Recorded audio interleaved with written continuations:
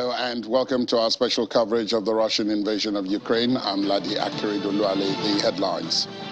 6 people die in shelling in central Donetsk region in Ukraine.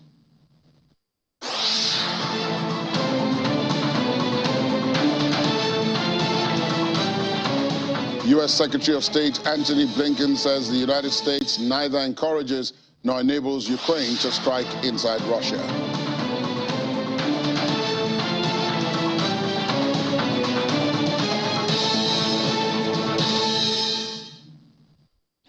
And Hungary blocks EU's $18.9 billion support package for Ukraine in 2023.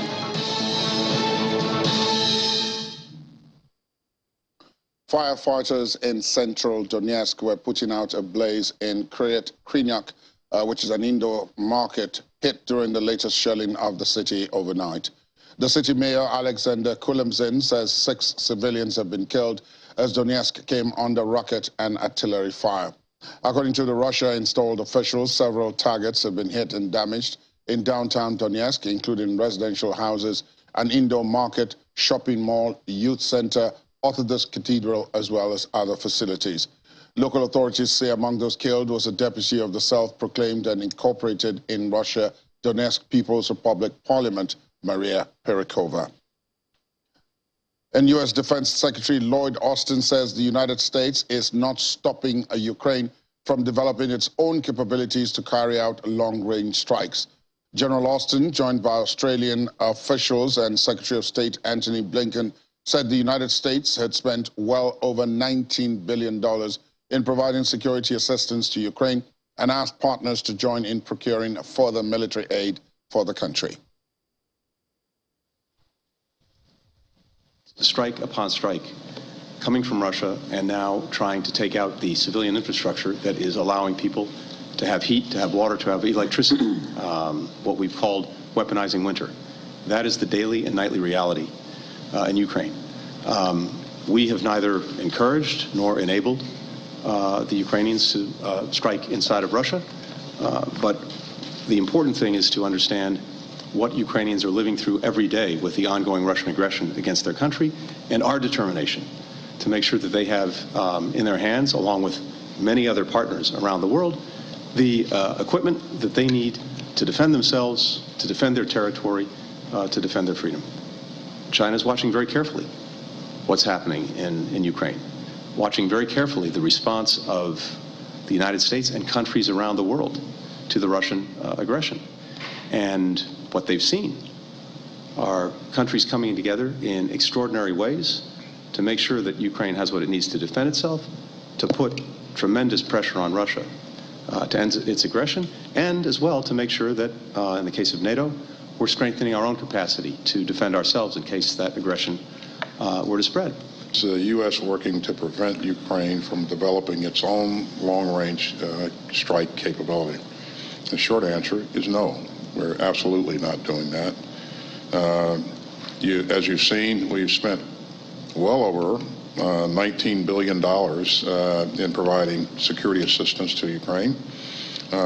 We have, in addition to that, engaged allies and partners routinely to get them to provide assistance as well, security assistance as well. And U.S. State Department spokesperson Ned Price says the United States is not enabling or encouraging Ukraine to strike beyond its borders.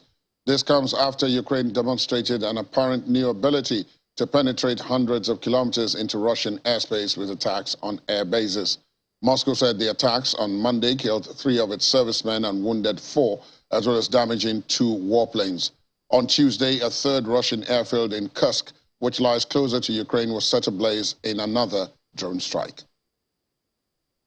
We are not enabling Ukraine to strike beyond its borders. We are not encouraging Ukraine to strike beyond its borders. Everything we are doing, everything the world is doing to support Ukraine is in support of Ukraine's independence, its sovereignty, its territorial integrity. We want peace. The Ukrainians want peace. The transatlantic community wants peace. What we don't want is a pause. Because if we have a pause instead of peace, we know that President Putin will use that pause to retool, to refit, to regroup, and to, in all likelihood, go back into Ukraine with renewed vengeance. And that is not in the interests of a just peace. It is certainly not in the interests of a durable peace. We provided, and we are providing Ukraine with precisely what it needs to take on that battle, to defend against Russian aggression in the east, in the north, in the Donbass, precisely where the battle has been. We're concerned about that possibility, and we're concerned about that possibility because the Russians seem to be taking concerted aim at the Ukrainian people, going after the type of infrastructure that is indispensable for their survival, especially during winter. So we are doing everything we can to mitigate the potential impacts of this brutal, this barbaric assault on Ukrainian infrastructure, this effort to weaponize winter, this effort to freeze, to starve, to dehydrate the Ukrainian people into submission. Meanwhile, the United States and Russia have accused each other of not being interested in peace talks over Ukraine, as calls grow at the United Nations for ceasefire and diplomacy to end the war started by Moscow's invasion more than 9 months ago. Russia's UN ambassador Vasily Nebenzia told a Security Council meeting on the humanitarian situation in Ukraine that Moscow had noted, quote, interest from a significant majority of UN member states in a diplomatic settlement. Moscow initially said its mission was to disarm Ukraine so that it could not be a threat to Russia and denazify it by rooting out leaders it characterized as nationalists. Madam Chair, during the meeting on the Ukrainian crisis in the General Assembly, we recorded interest from a significant majority of member states to have a diplomatic settlement of the situation in Ukraine. We are reacting to this very seriously. We confirm our willingness to conduct negotiations. The aim would be to eradicate the root causes that forced us to start our special military operation. This logic is something we welcome with understanding by most states, apart from the collective West and the Kyiv region. Despite the clear military realities on the ground, there is another logic. The military action should and must be to the defeat of Russia. Therefore, what you're seeing now is an ongoing war of the West against Russia, until the last Ukrainian. This is something that leaves us no other option but to continue the aims of our SMO. Distinguished colleagues, Ukraine needs peace and Ukraine wants peace, more than any other country. It is our territory that has been invaded. It is our people that are being killed. It is our homes that are being destroyed and robbed by the Russian army. Please keep this in mind every time Moscow attempts to wear sheep's clothing and to persuade us that it is not the aggressor, but the victim who resists peace efforts.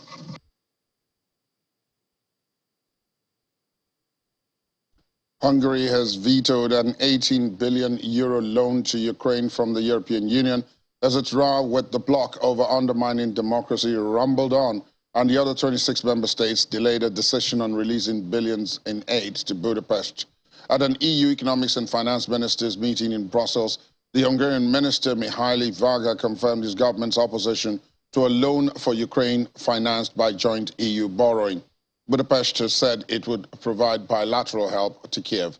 Locked in a tug-of-war with Hungary, the ministers decided to take off Tuesday's agenda any decision about 7.5 billion euros in EU funds earmarked for Hungary. Let's talk now to Peter Dickinson, publisher of Business Ukraine magazine. He's also a publisher of Lviv Today and editor-at-large at the Odessa Review. Good morning to you, Peter. Thank you for your time. Good morning. Nice to join you. Thanks for having me. Let's take a look at what we've been reporting. First, the fact that Ukraine apparently is now able and willing to strike deep inside Russian territory in retaliation for what has been happening on Ukrainian soil. Do you think perhaps this has brought to light this fine balance between what Ukraine needed for its defense and its capabilities to go on the offensive? Well, the airstrikes against the Russian air bases, which are located, it should be noted, quite deep inside Russia. They're not near to the border. They're hundreds of kilometers inside Russia, and should theoretically be amongst the most heavily guarded airspace in Russia. These are bases used for strategic bombers, so they should, in theory, be amongst the most heavily guarded and protected areas in the Russian Federation. So the fact that Ukraine has been able to apparently pierce Russia's defenses, come into so far into Russia and carry out successful attacks is first and foremost a remarkable military achievement and a significant military landmark. The fact that Ukraine we don't know exactly the technologies that have been used to do that. There are some suggestions that it is a drone that has been developed recently by the Ukrainian military. Others have suggested that they've actually reworked existing technologies that date back to the Soviet period. We're not sure, but it clearly shows that Ukraine has new capabilities. And this will be a huge concern to the Russians, because, of course, it means that a large part of European Russia, including targets around Moscow and St. Petersburg, are now theoretically also vulnerable. And judging by what we've seen at these air bases, the Russian air defense capabilities are extremely poor. And certainly if they can't defend the air bases, the question is, what can they defend? Whereas Ukraine has had some very intensive air attacks throughout the war and has managed to enhance its air defenses, there are huge question marks now over Russia's capabilities to do something similar. And a lot of the air defense systems that Russia has have actually been moved to Ukraine and are being used for offensive purposes, for bombing purposes, essentially, in the front line. So it may be the case that Russia has got a little bit ahead of itself, has denuded its air defenses, has moved those air defense systems that they do have to Ukraine to reinvent them almost as artillery, as offensive bombardment tools, and now is facing very severe consequences for that. So it's a new phase, certainly, and it's a watershed moment for the conflict. Some have likened it to the sinking of the Moskva, the Russian flagship, in April, the Russian losses in the Battle of Kiev and the Battle of Kherson, and other major turning points in the war. Certainly, it opens up a wide range of possibilities. The other thing here, of course, is that all along there had been the attempt to distinguish between offensive and defensive weapons, even by those who were supporting Ukraine, because Russia, at the onset of the conflict, had indicated that if you gave Ukraine offensive weapons, then you were not just a bystander, you had become a co-combatant. So NATO, particularly the United States and others, had tried to distinguish between offensive and defensive weapons, and that what they were giving Ukraine were purely defensive weapons.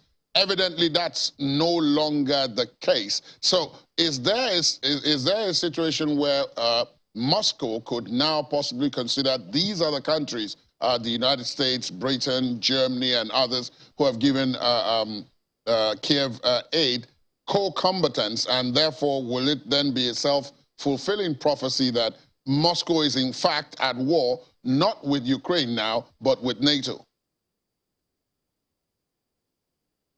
Well, the distinction between offensive and defensive weapons was always largely artificial.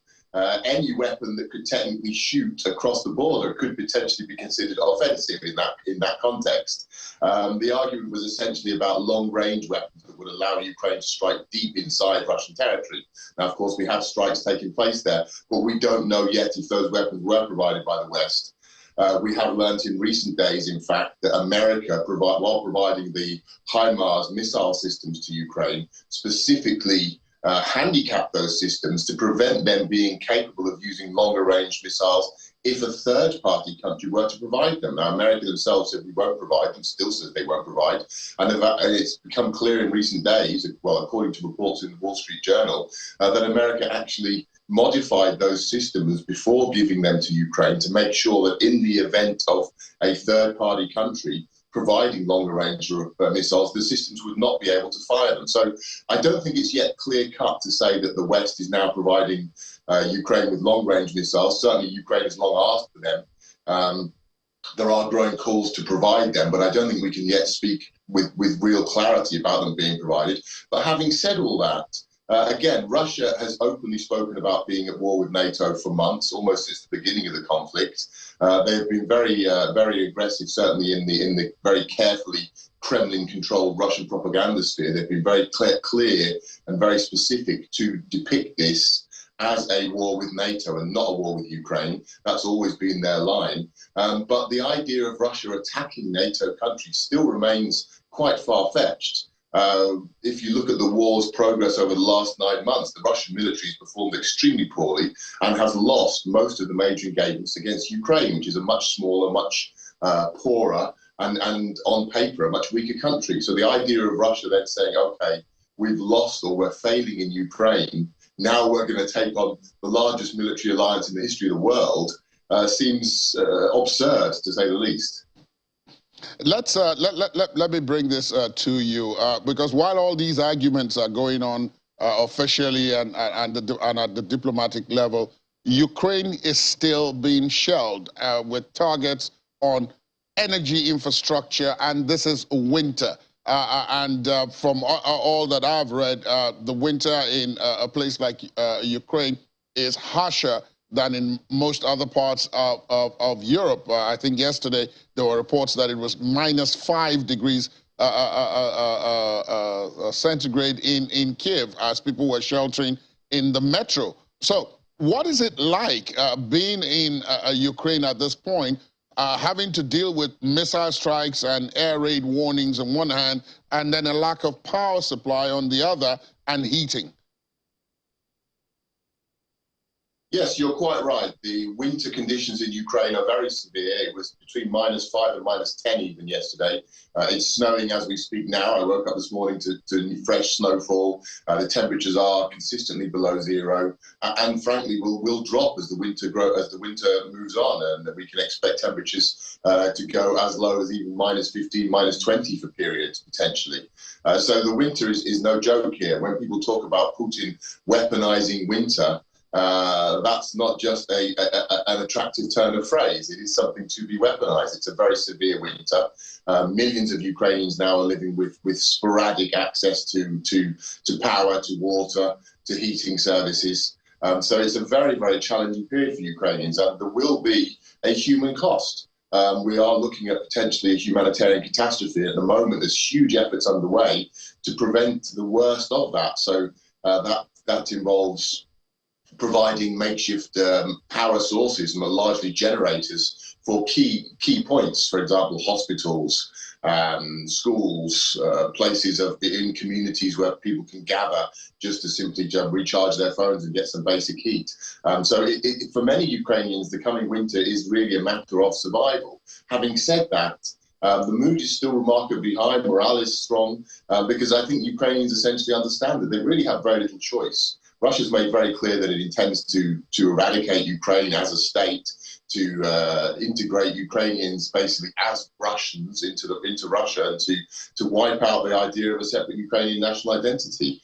So for most Ukrainians, the idea of any other option but bearing with these hardships and going forward, it doesn't exist. They simply know that this is the only choice they have, so they have to grin and bear it.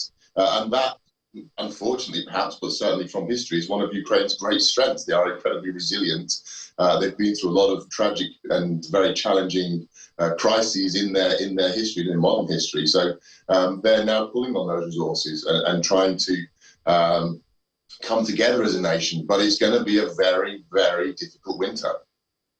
Now, somebody else who has that strong resolve and determination is you, Peter, because as I asked the last time you were on the show, I said, I know that you could be elsewhere trying to, carry on your business even while this was going on, with the intention to return to Ukraine when things improve, when the situation is much better. But you're sticking it out there, right there in the center of it all. What's that like, especially because you told me back then that it isn't good for business at all, and one could assume that anyway. Well, I wouldn't want to overstate my role in any this or any particular personal aspects. I mean, my conditions are quite comfortable compared to most Ukrainians. Frankly, we live outside of Kiev. We have a generator at our house, so we are better off than the vast majority. For me personally, at the moment, it is something very important to be here. I want to be alongside my friends and colleagues here. My family, we've talked collectively, they wish to be here. My children wish to be with their schoolmates. They want to be with their classmates and friends. My wife also wants to be close to her family. So it's a very personal decision, I think. And I don't rule out the potential to have to leave the country again for a period if conditions continue to deteriorate. As I say, the situation is grave, and for many people, it could become a matter of life and death. I think at the moment it's extreme inconvenience. It's very difficult, as you mentioned, for the business community. Businesses are suffering. Many are simply not operating. The economy is on life support essentially. But Ukrainians are pulling together. There is a certain sense that this is a historic period, and if they've got to get through this, there is no other choice. And so people are coming together, they're supporting one another, and they are doing what they can to get through this. I feel very privileged to be able to do a very small part of that alongside them. But again, you know, I don't rule out that we may have to, my family and I may choose to, or we may feel that we are forced to leave for a period, travel across to the EU. And I know many Ukrainians may also have to do that. That's a possibility. We may see in the weeks ahead, or maybe in the early new year, significant numbers once again entering the EU. Indeed. Peter Dickinson, best of luck. Please continue to stay safe alongside your family there, and we'll come back to you soon again to check in on how you're doing. Thank you for your time this morning. Thanks for having me. When we return, International Energy Agency says the world will gain enough renewable energy in 5 years to power China. Details in a moment. Please stay with us.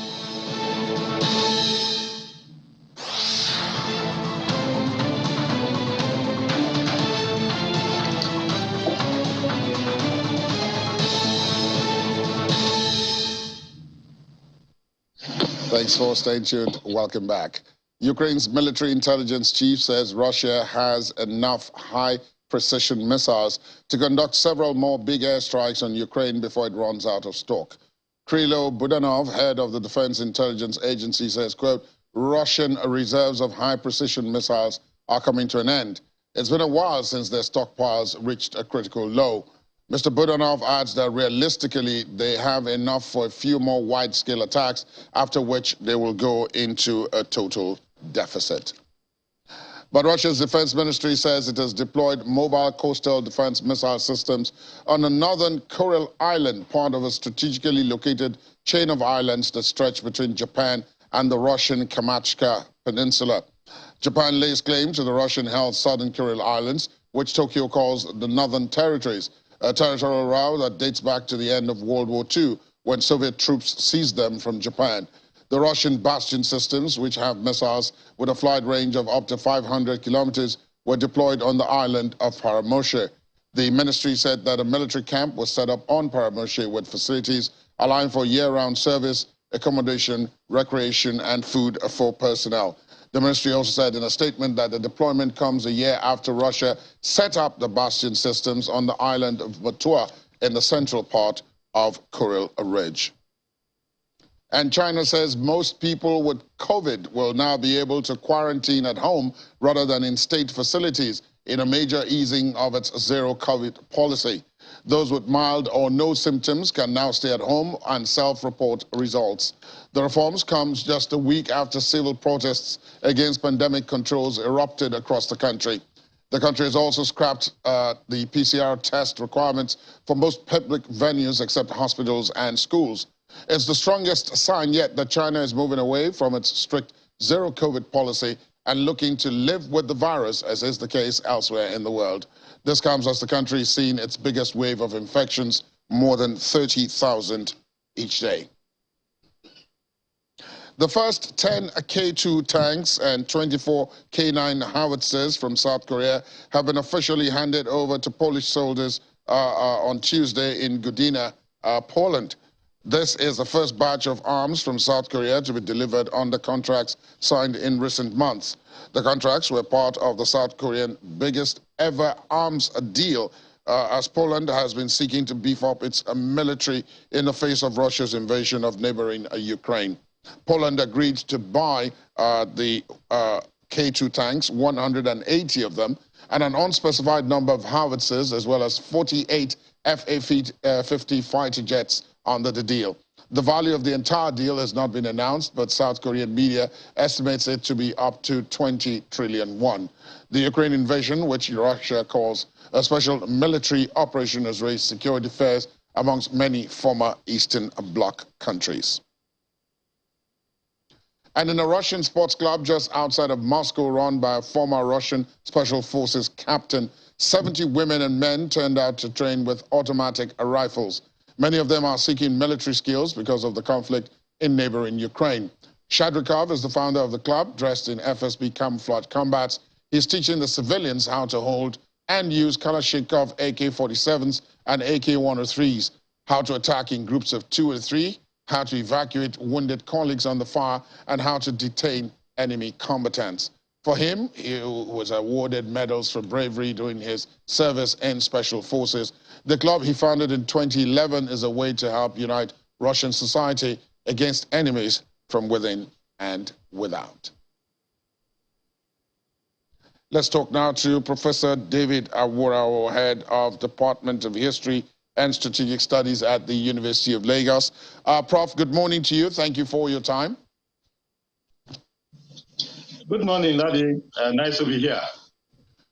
You had predicted this the last time we spoke, so perhaps a little feeling of vindication would be in order, because you said at that time that there was a very great possibility that the conflict would begin to extend the longer it went on for. So I should assume then that you're not surprised at, for example, Ukraine's ability to strike now at bases which are very deep inside Russia. There are now debates over whether what the West is providing for Ukraine are defensive or offensive weapons. And then neighboring countries like Poland are also now arming themselves in preparation for any possible incursions from Russia. Yes, we stated this the last time we spoke, that given the trend of things, the trajectory, the conflict will likely escalate. And that's what we have seen. The ability of Ukraine to attack deep inside Russia, that military base, is an indication of escalation of the crisis, which is very concerning, because what all of us see, even though we know that the reality is that the conflict will likely escalate, what all of us have sought all the while is for the unusual to happen, such that, diplomacy will gain momentum and then the war can be brought to an end, through negotiation. Unfortunately, the reality of what we expected to happen is what has happened. Well, we hope that it will not lead to further escalation. And of course, with all the tragedy, all the tragic events that accompany it, as you mentioned earlier, the weather is very cold. It's atrocious, -5 degrees Celsius. The human suffering is monumental. And like the last guest said, the economy of Ukraine is on life support. All of these are the negative consequences of the war. And so the escalation is not a good thing. It's very concerning. Let's look a bit at that escalation. On the other hand, of course, I've mentioned the fact that Ukraine is now able to strike in Russia. Poland is beefing up alongside other countries. But the Russians have also now placed what is in effect a missile base on an island which it has a dispute with Japan over, and that potentially, depending on how it is handled, could bring in Japan and a number of other countries into it. South Korea is the one supplying Poland with the arms that it is using to increase its defense. And then, of course, you have the United States saying, look, we continue to supply Ukraine with weapons, The same thing with Britain all along, and then you have a Hungary within EU saying that, you know, they're not going to allow the EU continue to support Ukraine. Now, all of this, because this has gone on for so long, complicates what you and possibly billions across the world expect, which is for there to be some kind of negotiation. More and more people are getting involved, and therefore the chances of negotiation are dwindling. On the contrary, Ladi, the complications may actually be the catalyst for more fruitful negotiation. When these things are left just Ukraine versus Russia, you know, the whole thing could go on and on and on. But the more complicated it becomes, the more the realization of the need to bring the war to an end, so it does not lead to a global conflagration. So, well, the escalation is something we should be concerned about, because it could trigger something bigger. On the other hand, it could also be a silver lining in the clouds, to the extent that by the time it becomes so much complicated, you know, this one is linked to this, and this one is linked is also linked to that, and then the fear of everybody being consumed by the war may actually be the catalyst for, you know, fruitful negotiation that bring the war to an end. I hope the latter is the case, such that as the things become more complicated, actors are becoming intertwined. This one is linked to that, that one is linked to this. There is no clear-cut distinction between who is for Ukraine, who is for, you know, and all that, could actually be the catalyst for, you know, more fruitful negotiation that will bring the war to an end. But of course, that is, you know, the side of optimism. But the reality is that as it becomes more complicated, it will also drag on and become, you know, more nasty.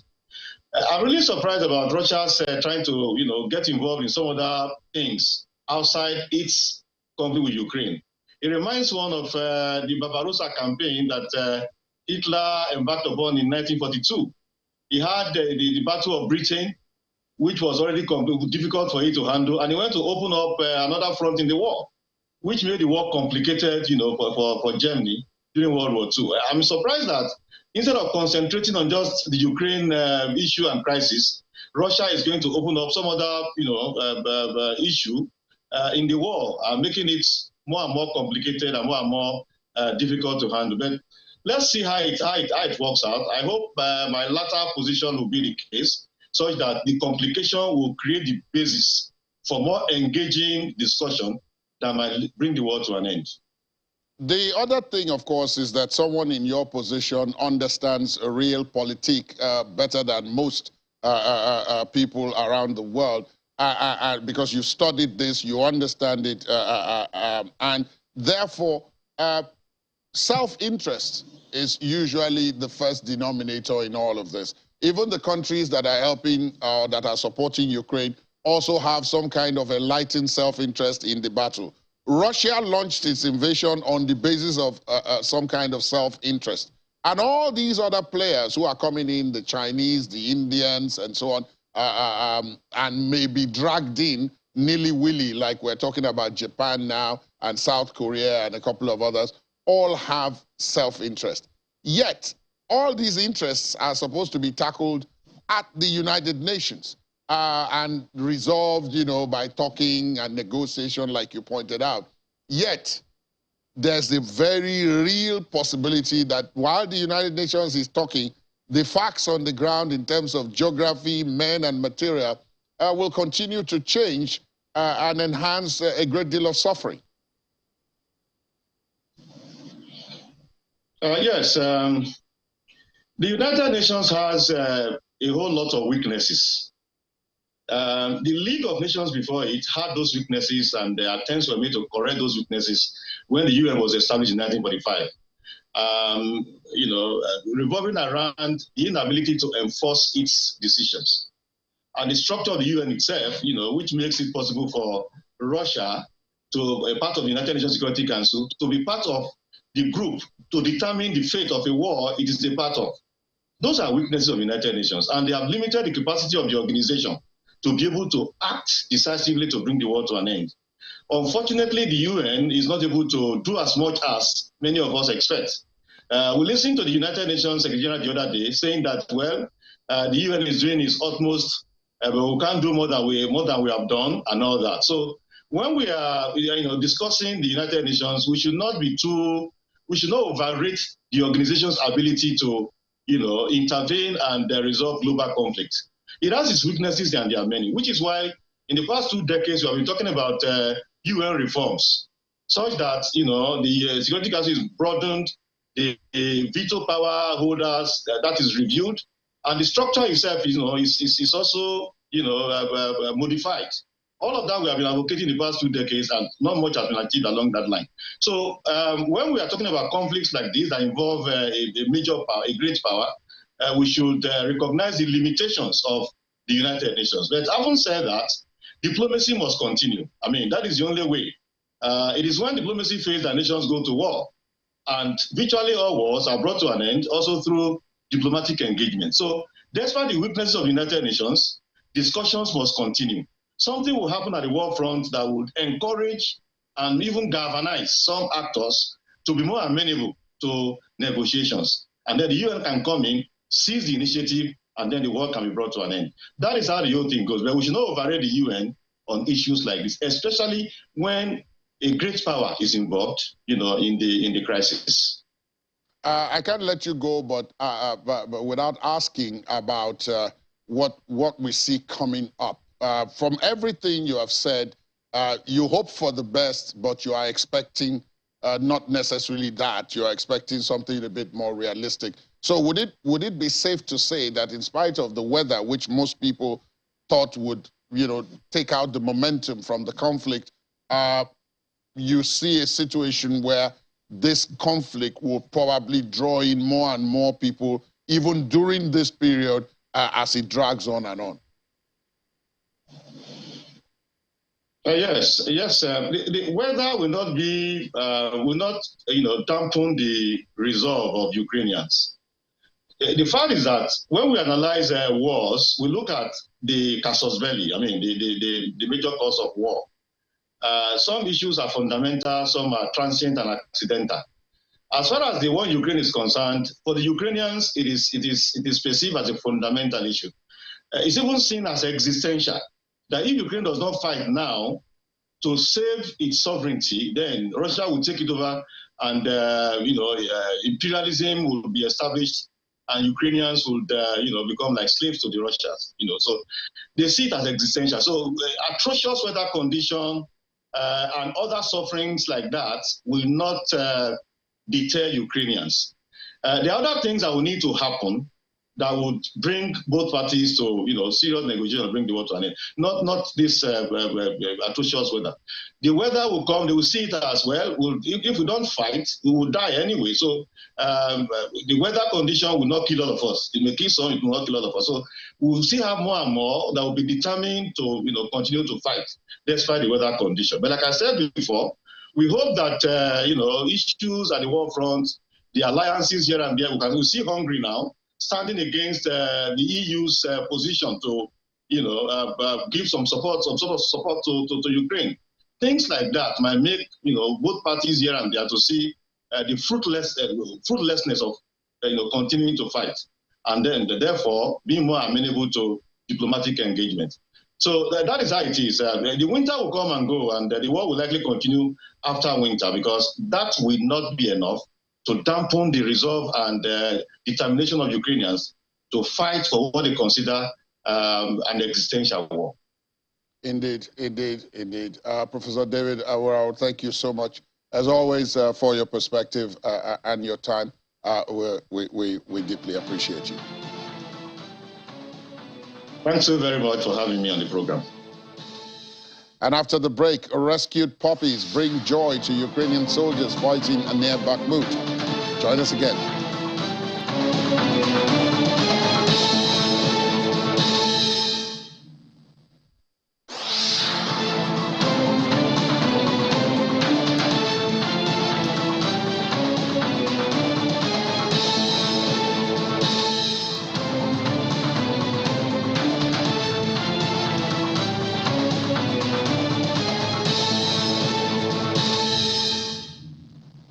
Thanks for staying tuned. Just before we go to Laddie Williams, global renewable power capacity is set to grow as much in the next 5 years as it has over the past 2 decades, as soaring energy prices and the climate crisis force governments to ditch fossil fuels. In a report published yesterday, the International Energy Agency forecasts a sharp acceleration in installations of renewable power. It now expects green energy to overtake coal to become the largest global source of electricity by early in 2025. Also, according to the report, global renewable power capacity is expected to grow by 2,400 gigawatts between 2022 and 2027, an amount equal to the entire power generating capacity of China today. The increase is 30% higher than the Paris-based agency's forecast of just a year ago. So let's talk to Laddie Williams. Laddie, that is good news in terms of solving energy problems, but there are other problems that are more imminent. Exactly. From that. Russia says since people are imposing price caps, it is going to impose a price floor. Exactly. On this. I mean, what's that about? Quite an interesting turn of events, and obviously we expected, you know, Russia would definitely come up with something, even though they've said that they would not sell to any country that abides by the cap. So we're seeing them considering setting a price floor, you know, for their oil prices, or also setting a discount level, you know, for their prices, so that at the end of the day, they don't still abide, you know, by the cap. So it was expected, but, you know, it's quite an interesting one. It remains to be seen how this is going to work. It's actually going to work, because at the end of the day, they're alone, you know, setting this floor, and obviously the G7 are not going to comply with that. So it's going to be interesting to see how, you know, it all plays out. And obviously we know that this whole price cap, you know, has more implications for shipping, you know, of Russian oil, because at the end of the day, we know the shippers and the insurance companies are not going to allow, you know, any movement that exceeds the $60 price cap. So we see Russia is also planning their own ships, shadow fleet. That's right, yeah, exactly. about 100 and something shadow fleets that would, you know, help them counter, you know, the sanctions, which is, you know, quite interesting. We've seen how that's going to work. That's going to work too, because that would be ships that are not that are under the radar, you know, at the end of the day. So we'll be watching out for that, but we're already seeing, you know, volatility in the market. Exactly, because that was going to be my next point, that all this uncertainty has made oil prices unstable. Now we're talking about them going down. Yesterday we were talking about them maintaining some level of stability, but now they're going down as low as what they were before this entire thing started. Quite interesting, and it is expected, because with this uncertainty, there's obviously going to be volatility, and we know, you know, the sentiment traders are going to, you know, have a field day with this. They're already, you know, pricing in their next moves, and we're seeing the futures markets there, those futures traders, according to analysts, we're seeing them, you know, pull back on some of those purchases, which is, you know, bringing some kind of demand, you know, concern going forward. So that's why we saw prices drop massively yesterday. I think WTI dropped about 3.5%. That's a lot. To about $74. We saw Brent also dropped to about $79 in early trade. We see them trying to, you know, recover a bit this morning, but it was a big move down, and it's going with the trend we're seeing in the oil market. Since it hit that high, you know, last time, we've been seeing that downward trend. So the volatility is also, you know, adding to that, and it just looks like oil prices want to go down the way it's looking. And we know OPEC, you know, they are trying to see how they can stabilize the market, but they didn't make any changes, you know, in their last meeting. But we're watching out for their next move, you know, come next year. But it's good for oil prices to go down. On many levels, and for many people. You know, to help, because there's still that risk of a global recession, and, you know, we see the U.S. Fed still looking like they're going to go hard, you know, with the rates, and they're still going to keep raising rates because they still got that better than expected, you know, report.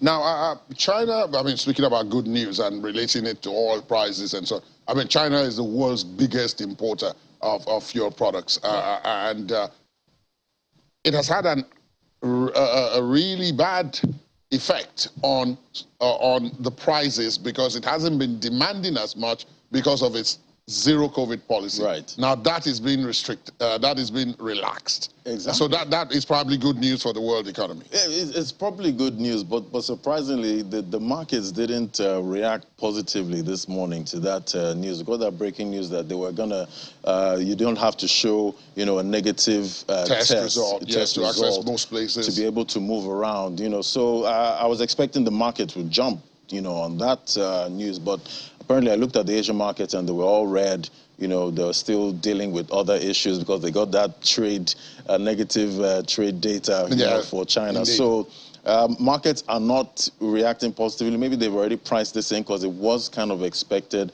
But it's big news. We'll keep watching to see how the markets that if react, eventually they're going to react forward. To this. Yeah. But generally speaking, how are the markets doing anyway? So, like I said, the Asia not looking good, but we see the U.S. markets, you know, they're still, investors are still quite cautious at this time, still trying to see how much the Fed is going to go with their next December meeting. And everyone is expecting that 50 basis points, but, you know, there's still that element of surprise. Yeah, this is little, yes, just that little. They might, you know, instead of 50, it might be 75, exactly. You know. And we know the markets don't like that. So there's still a lot of volatility in the markets right now. We're also seeing that volatility reflected in the Bitcoin price there. It's lost the 17,000 support levels, heading to about $16,800 per coin. So obviously markets are still volatile. It's still, even though everyone is talking about a Santa rally possibility, but yeah, ahead of Christmas. But investors are not seeing that yet. It just doesn't look like we're going to make profit this December. Yeah, it doesn't. Thanks, Laddie. Of course, Laddie and the crew will have other updates of other stories making the rounds in business after this and later on in the day. Thanks, Laddie. Thank you. And staying in the U.S., where Democrats have cemented their control of the U.S. Senate by winning a bitterly fought seat in Georgia, according to projections. Raphael Warnock fended off Republican challenger Herschel Walker in a race that had been left undecided after last month's midterm elections. President Joe Biden's party now holds the upper chamber of Congress 51-49. The result caps a disappointing round of midterm election results for the Republicans. The party underperformed expectations last month by winning only a slender majority in the U.S. House of Representatives, Congress lower chamber. Mr. Walker, an American football legend and political newcomer, joins a string of defeated candidates endorsed by former President Donald Trump, who is currently seeking the Republican White House nomination again in 2024. And then taking a look at some of the sports out of this conflict, the International Olympic Committee, the IOC, says it has no immediate plans to lift sanctions on Russia and Belarus, even though the qualifying process for the Paris 2024 Summer Olympics goes into full swing next year. The IOC issued guidance to sports governing bodies in February to remove from competition athletes from Russia and Belarus, which let Moscow use its territory as a launchpad for the invasion of Ukraine. The Olympic body added that the only way to reinstate Russian and Belarus athletes in their sports would be the removal of Russian troops from Ukraine. It's a little bit of speculation, and as you know, we're very loath to go into speculation here at the IOC, but there are many factors at the moment. We are still some way away from the games. Admittedly, qualification is soon to begin, but I think it would be wrong of me to try to pluck a number out of the air or say how many people I thought were going to qualify. We have to see how things go. As I said earlier on, it's a rapidly changing, often a daily changing situation there. Things remain in place. The sanctions remain in place for the time being.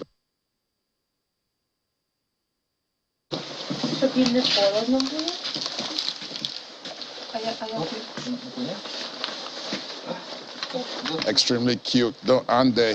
In the middle of the bloody battle for control of Bakhmut, a strategic town in eastern Donetsk region, Ukrainian soldiers have found comfort and joy in caring for two puppies they rescued from a frontline village.